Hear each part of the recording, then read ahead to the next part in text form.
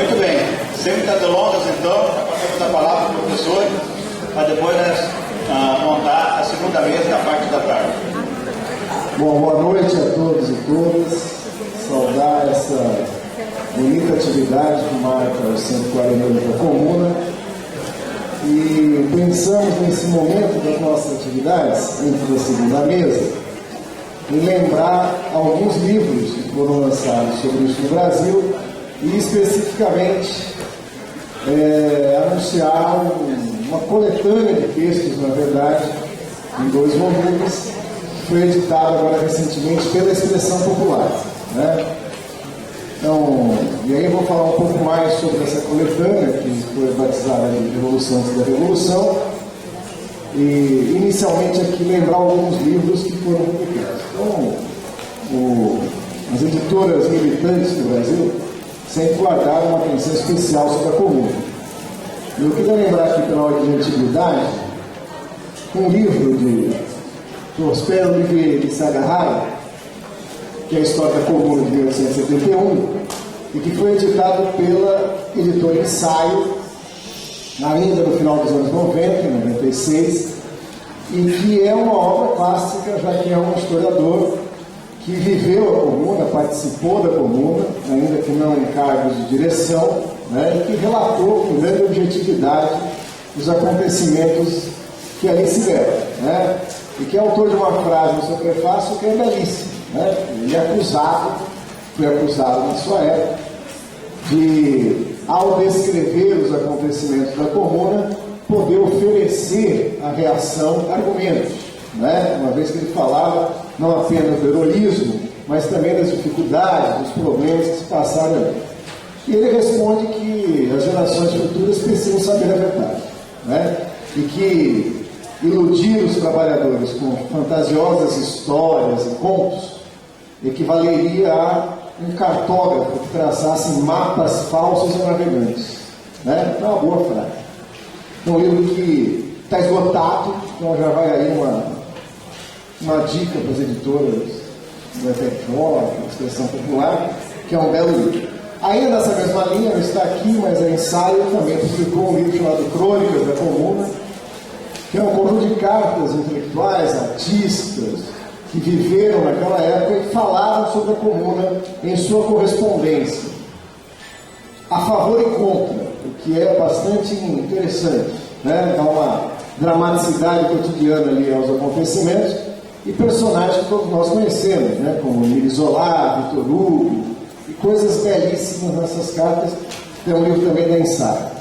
A Xamã, né, publicou, eu tenho aqui 2 livros, já dos anos 2000, 2001, 2003, que é A Comuna de Paris, na História, um livro organizado pelo Armando Boito, né, tem artigos e textos sobre a Comuna, de vários autores, né, e entre eles aqui um do Valério Arcaio, é muito bom, que está aqui que vocês podem tirar as dúvidas e entrar. É bom a gente ver se ele mudou de ideia de 2000 para cá, eu suspeito que não, né? Sempre bom. Sempre. Mas, como sempre, um texto muito instigante e bom. Escrito sobre a Comuna também da Xamã, dessa vez organizado por Oswaldo Crogiola, e que traz os textos clássicos de Marx, de Engels, de Bakunin, parte desse texto de Segarra que eu falava, Lenin, Kautsky, Martov, Trotsky, Guerrin e outros. E é também um texto bastante interessante.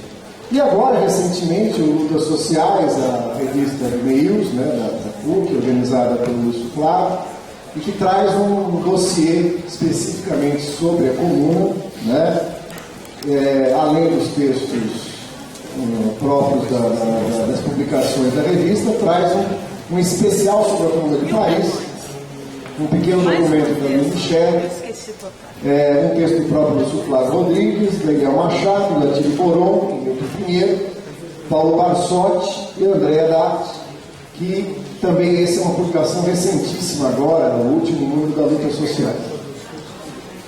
O que me cabe falar é dessa publicação da Expressão Popular, de uma coleção que eu tenho o prazer de coordenar, chama Assim Lutam os Povos, e que resolveu compilar alguns textos sempre utilizados como referência e que estavam ou espalhados em publicações isoladas ou nas obras escolhidas, né?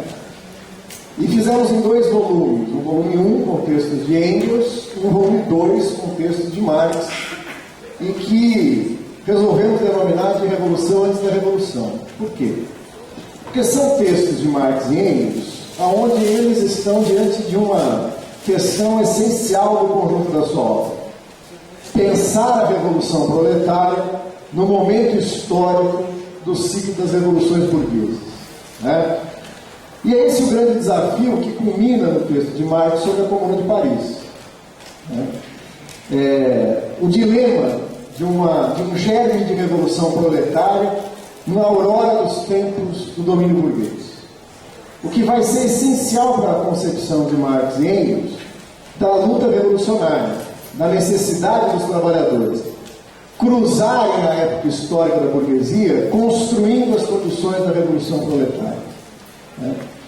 No momento histórico onde as condições de amadurecimento, tanto das condições objetivas para uma revolução, mas da própria constituição do proletariado enquanto classe, passando por um longo e doloroso processo de construção da sua própria classe, levava Marx e Engels a uma fina análise do seu tempo e a intransigência da necessidade de que essa experiência tem como principal resultado a constituição da independência de classe dos trabalhadores, né? E nada mais atual do que esses textos, né? Eu separei algumas partes aqui para tentar demonstrar isso.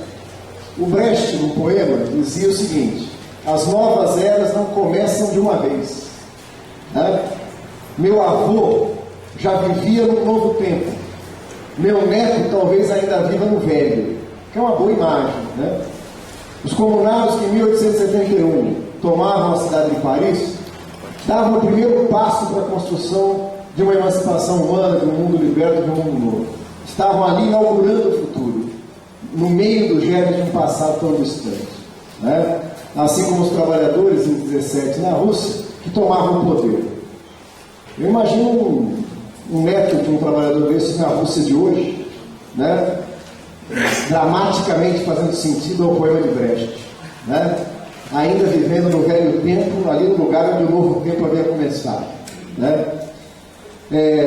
Nesse momento da constituição das condições da Revolução, o Engels, no seu texto sobre as guerras camponesas na Alemanha, dizia o seguinte: o pior que pode acontecer a um chefe de um partido extremista é ser forçado a encarregar-se do governo no momento em que o movimento ainda não amadureceu o suficiente para que a classe que ele representa possa assumir de fato o comando e para que possam aplicar as medidas necessárias ao domínio de sua classe, né? Trágico, né? Você está numa situação revolucionária, você pode chegar no governo e você chega no governo antes que as condições para transformar isso no domínio da sua classe estejam dadas, né? E numa outra parte, já no 18 de Brumário, né, o Marx fala que as revoluções proletárias que estão ocorrendo no século XIX sofrem uma sina particular, né, que as diferencia das revoluções burguesas. E diz o Marx: as revoluções proletárias, como aquelas que ocorrem no século XIX, criticam-se constantemente a si próprias, interrompem constantemente sua marcha, voltam àquilo que parecia terminado e começam de novo. Troçam profunda e cruelmente das hesitações dos lados fracos e da mesquinhez das suas primeiras tentativas, porque parecem apenas derrubar o seu adversário para que esse retire da terra novas forças e volte a levantar-se mais gigantesco frente a elas. Retrocedem constantemente perante a indeterminada enormidade de seus próprios fins, até que se crie uma situação que se torna impossível qualquer retrocesso. Mais do que a vitória imediata, parece que essas experiências revolucionárias do século XIX, né, constroem o sujeito histórico da grande transformação necessária que nos levará além da ordem capitalista, né? Mais do que uma vitória imediata aqui e ali, é a construção dessa classe como sujeito histórico que está em processo. O Engels, no texto sobre a guerra camponesa na Alemanha, voltando àquele tempo, diz o seguinte, né? Parece que os objetivos pelos quais os trabalhadores lutam se apresentam como irrealizáveis, impossíveis de se completar naquele momento. Numa palavra, vem-se forçado a representar não o seu partido ou a sua classe, mas assim a classe chamada a dominar naquele momento. Participamos de um processo histórico em que a burguesia era a classe inscrita na história como classe revolucionária, né? O dilema dos trabalhadores que lutam nesses momentos é que o interesse do próprio movimento o obriga a servir uma classe que não é sua, a enfrentar a sua própria classe com palavras, promessas e com a afirmação de que os interesses daquela classe alheia são de fato os seus.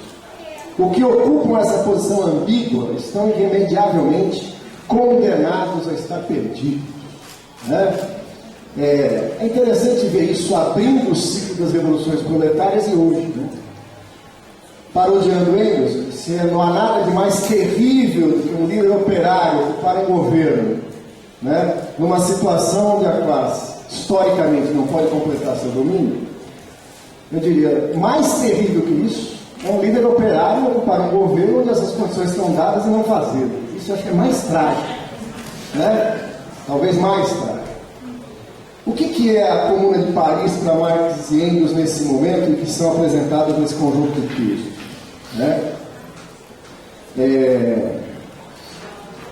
Eles são o fechamento daquele ciclo, como foi falado aqui pelo Zé Paulo Neto, que foi enfatizado pelo Carlos Coutinho, sem dúvida, né?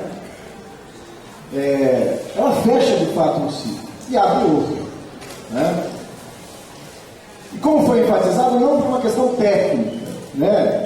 As barricadas estão superadas. Para vocês terem uma ideia do que seria essa novidade técnica militar a que se refere a Engels, uma das novidades é a mudança do fuzil, que era de recarga pela boca, que passa a ser de recarga manual, né? Aquele pequeno intervalo onde os militares estão recarregando seus fuzis era o intervalo do embate corpo a corpo. Agora ele recarrega e atira, mas nem recarga automática, era manual, mas já é um avanço terrível, né? O alargamento das ruas, uma coisa que Napoleão que faz, pegar artilharia pesada e adaptar para poder correr pelas ruas e atacar as barricadas, né? Lembrava com Sá, não é a primeira vez que uma inovação técnica acredita ter eliminado a possibilidade do combate corpo a corpo. Os velhos gregos já tinham isso. Quando batalhas no mar, na velha Grécia, certa vez se desenvolveu uma arma, e o historiador grego diz: essa arma acabará com todas as guerras, lá na Grécia Antiga. E essa arma era um estômago de algum animal que era enchido de óleo e era apertado, estrechava esse óleo e botava fogo e dava uma língua de fogo. Então isso impediria as pessoas de entrarem em combate corpo a corpo. As guerras que se sucederam da Grécia Antiga até agora provam que esse historiador era otimista demais, né? Mais recentemente é o armamento atômico, não é isso? O armamento atômico inviabilizaria qualquer guerra, não vai ter mais nenhuma possibilidade de guerras, né? Pelo desfecho da Segunda Guerra Mundial e o desenvolvimento das armas atômicas. E estão aí a China, Cuba, né? Para provar que revoluções aconteceram depois disso. Ora, no texto que foi citado do Engels, que é exatamente o prefácio que ele apresenta à obra de Marx, né, a luta de classe na Guerra Civil na França, o Engels realmente fala isso, né? Fechou-se um ciclo. Mas interessante que um dos principais argumentos de Engels é que a revolução não pode ficar na defensiva. Ficar das barricadas é uma indefensiva, e o Engels culmina com a seguinte frase: uma revolução que passa pela defensiva é uma revolução derrotada, né? O indicativo do caminho aberto pela possibilidade de vitória eleitoral é visto por Engels dessa forma. A frase literal é o indicativo da maturidade da classe trabalhadora. Interessante que ele completa essa frase com um comentário: é apenas um indicativo da maturidade da classe trabalhadora. nunca deu e nunca mais dará nada além disso. Esse prefácio, ao ser editado pelo Partido Operário Social Democrata Alemão, essa frase foi retirada, a segunda parte, né? Assim como outras, o que provocou uma carta irada do velho Engels, dizendo nesses termos, uma carta a Kautsky, quando ainda valia a pena escrever para a Kautsky, reclamando dessas coisas. Quando ele dizia o seguinte, nesse texto, arrumado da forma como foi, eu surjo como um pacífico adorador da legalidade a todo custo. Exijo que se retifique e que se publique o texto na íntegra para dissipar essa vergonhosa impressão. Né? Então me parece que o mesmo velho Engels do seu testamento, ao pensar como deve pensar todos os revolucionários, nas condições concretas onde deve se dar a luta, né, e os meios pela qual ela se dá, não abandona a sua perspectiva de que a revolução, seja pelo meio que se processe, encontra a ruptura como uma necessidade. Né? Mais para frente, deixa eu achar a citação aqui, não marquei, a parte que não quis marcar com uma orelha, eu digo que não é meu, né? Mas eu acho. Marx vai dizer o seguinte: o que é o governo da Comuna de Paris? Né?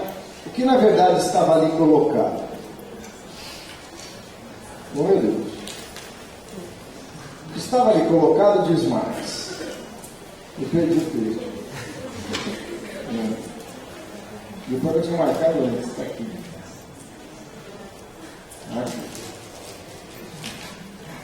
Um prefácio de poucas páginas, eu consegui perder um prefácio de 10 páginas.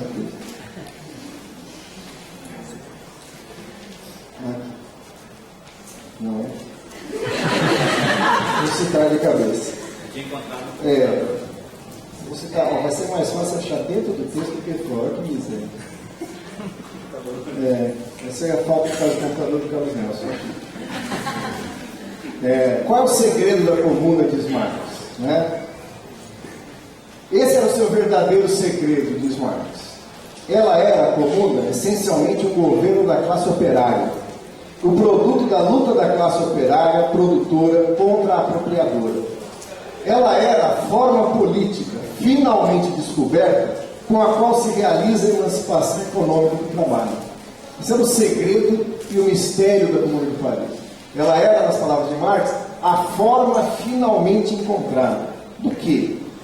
A forma finalmente encontrada do Estado proletário, que na sua luta por emancipação deve, por aquilo que indicou e realizou em germe a Comuna, mas fundamentalmente por aquilo que não realizou a Comuna, constituir-se como uma máquina de Estado dos trabalhadores na sua superação da ordem burguesa. No mesmo texto, Marx vai dizer: os trabalhadores não poderiam apenas se apropriar da máquina burguesa e usá-la para os seus fins. Ela teria que ser destruída e substituída por um Estado proletário.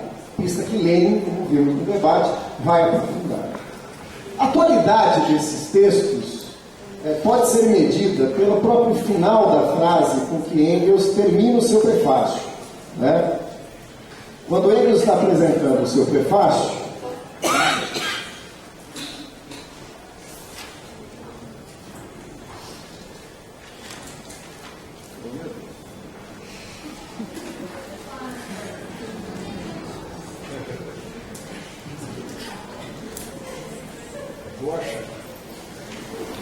quando Engels termina o seu prefácio, na França, ele vai dizer o seguinte: mais uma vez, diante dos filisteus da social-democracia, aparece a acusação a que fazem a Comuna e aos seus militantes, né? Dela ser, tremem sobre a ideia de uma ditadura do proletariado. E a frase final do Engels ao texto é exatamente essa: vocês querem saber qual é a cara que tem essa ditadura do proletariado? Vejam a Comuna, ela é a ditadura do proletariado. Né?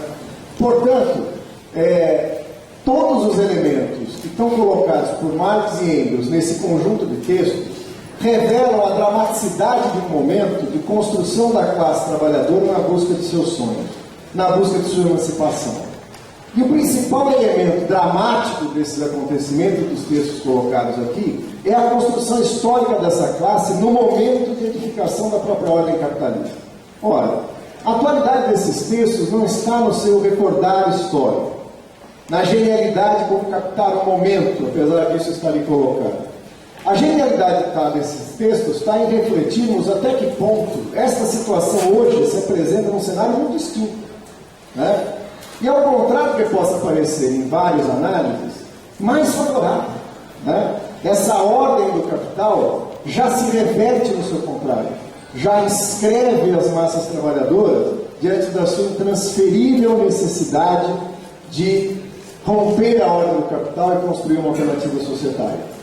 E Segarra, quando está descrevendo em seu livro, ele descreve um momento onde os batalhões de Versalhes aprisionam os comunados e os arrastam pelas ruas, exibindo a população burguesa como troféus, né? Thiers os saúda como valentes soldados da pátria que cumpriram uma missão gloriosa de salvar, enquanto na verdade Paris é afogado em sangue de massacres sucessivos. Os próprios jornais da época diziam: nenhum membro da comuna que for aprisionado terá o status de prisioneiros políticos.